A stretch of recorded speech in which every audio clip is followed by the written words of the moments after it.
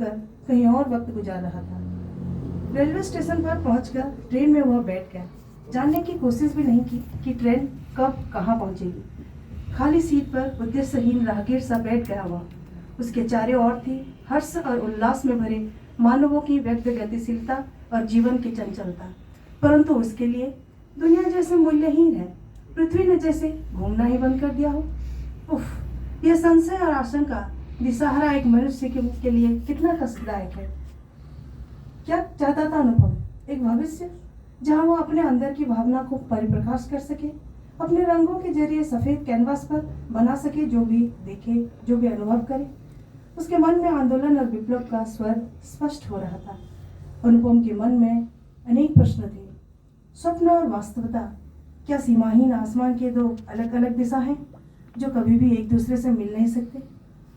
पिताजी के सपने को पूरा न कर पाने का अपराध बोध रह रहकर उसे जख्मी कर रहा था, लेकिन सीमा लांघ चुका है यह जानते हुए भी उसके मन में जरा सी पछतावे के भाव नहीं थे। अपना भविष्य खुद बनाने जा रहा है, उसके लिए वह उत्साहित था। ऐसे सोच में डूबा हुआ अनुपम कब सो गया उसे मालूम ही न था। आंख खुलते ही उसने अपने आप को किसी एक नई जगह पर पाया। ट्रेन से उतरकर देखा, इतने लोगों में वह पूरा अकेला है। कल से उसने कुछ भी नहीं खाया, यह बात उसके अब याद आया। आसपास में लगे बोर्ड देखकर उसे मालूम हुआ कि वह अब चेन्नई स्टेशन पर है। स्टेशन से निकलते ही वह सोच रहा था कि क्या करे, तभी उसकी नज़र बस कंडक्टर पर पड़ी। उससे पूछा, बस कहाँ तक जाएगी? मालूम हुआ कि बस अब समंदर के किनारे और जा रही है। बिना कुछ सोचे वह बस पर चढ़ गया।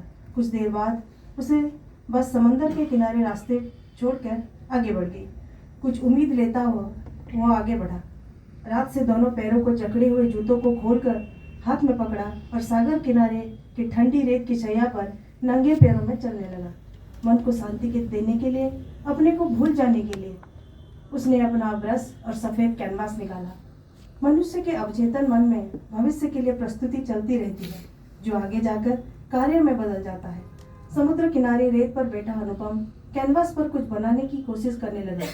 उसने देखा, कुछ ही दूर पर एक लड़की अपने आंचल के साथ खेल रही है, अपने आप में खोए हुए एक छोटी सी बच्ची की तरह। सवेरे के शीतल पवन में उसकी सफ़ेद आंचल उड़ रही थी। उसके चेहरे पर सतरंगी इंद्रधनुष देख रहा था अनुपम।